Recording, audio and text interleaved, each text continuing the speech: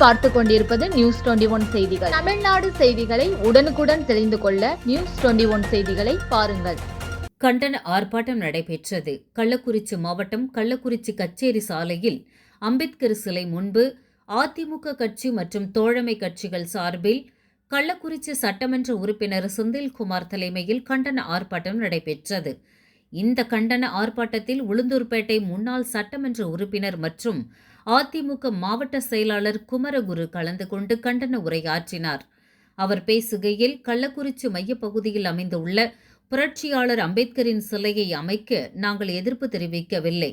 மாறாக தனிப்பட்ட நபருக்கோ தனிப்பட்ட கட்சிக்கோ சொந்தம் கொண்டாட வேண்டாம் என்றுதான் நாங்கள் போராடுகிறோம். சட்டத்தை இயற்றியவர் அம்பேத்கர். அவர் எல்லா மதத்துக்கும் பொதுவானவர், எல்லா ஜாதியினருக்கும் பொதுவானவர்.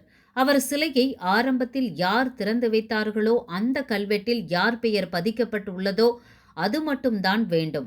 புதிதாக வெண்கல சிலையை உருவாக்க நாங்கள் தடை விதிக்கவில்லை. தற்போது எந்த நிலையில் இருக்கிறதோ, எந்த பெயர் பதிவிட்டு உள்ளதோ அந்த பெயர்தான் இருக்க வேண்டும் என்பதற்காகத்தான் நாங்கள் ஆர்ப்பாட்டம் செய்கிறோம். ஒருபோதும் அம்பேத்கரும் ஆதிதிராவிட மக்களுக்கும் அதிமுக கட்சி எதிரானது இல்லை என்று சொல்லி கண்டன உரையாற்றினார்.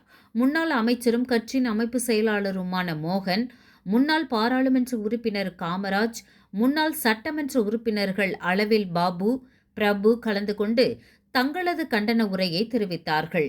தோழமை கட்சிகள், அதிமுக கட்சி பொறுப்பாளர்கள், ஒன்றிய, நகர, பேரூர், ஐடி பிரிவு, மாணவர் பிரிவு, மகளிர் அணி, தொண்டர் அணி, இலக்கிய அணி மற்றும் பொதுமக்கள் என திரளாக கலந்து கொண்டு சிறப்பித்தார்கள். நியூஸ் 21 செய்திகளுக்காக செய்தியாளர் விஜய் ஸ்டீபன்.